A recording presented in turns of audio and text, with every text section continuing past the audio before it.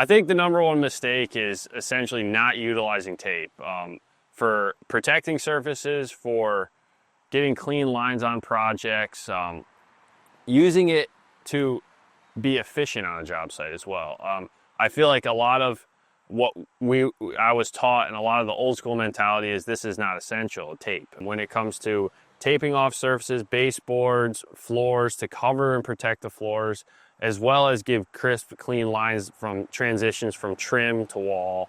I feel like this really sets apart the professional versus the less professional. So I really feel like homeowners should be utilizing tape more, professionals should be utilizing tape, and just all in getting a better end product.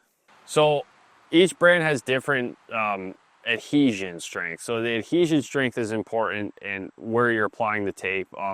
I would always recommend when taping off, use a medium or low adhesion. So blue tape, green tape, they're both mediums. And then other brands have different things. I really feel like it's important to read the label and see what the product specifications are that you're utilizing. So most of the time though, you can get away with a delicate or a low adhesion versus a medium adhesion. So it's really all in what you're doing and what the product is scoped for. If we already painted the trim, so say we sprayed the trim and we're coming in to paint walls, I can always cut a freehand line and it's good, it's very good, but I don't think a freehand line can compare to a tape line. I really don't.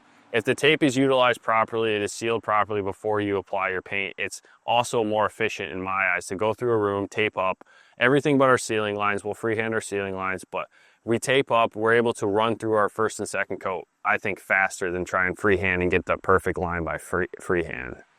So in the process of painting a room, we like to get our ceilings done first and then our trim. So whether you're spraying, brushing your trim, regardless of the application, we still want to let the paint sit on the trim for at least 12 hours.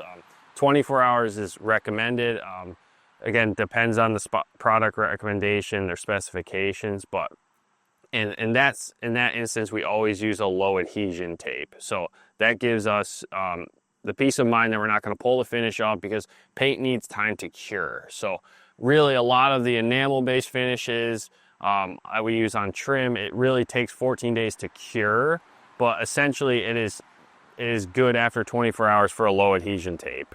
But if we're painting a room that has previously painted trim and we're not touching the trim, we're just doing walls, you can use a higher adhesion tape like a blue or a green tape, and you can use that as well. So knowing that you're not going to pull the finish off.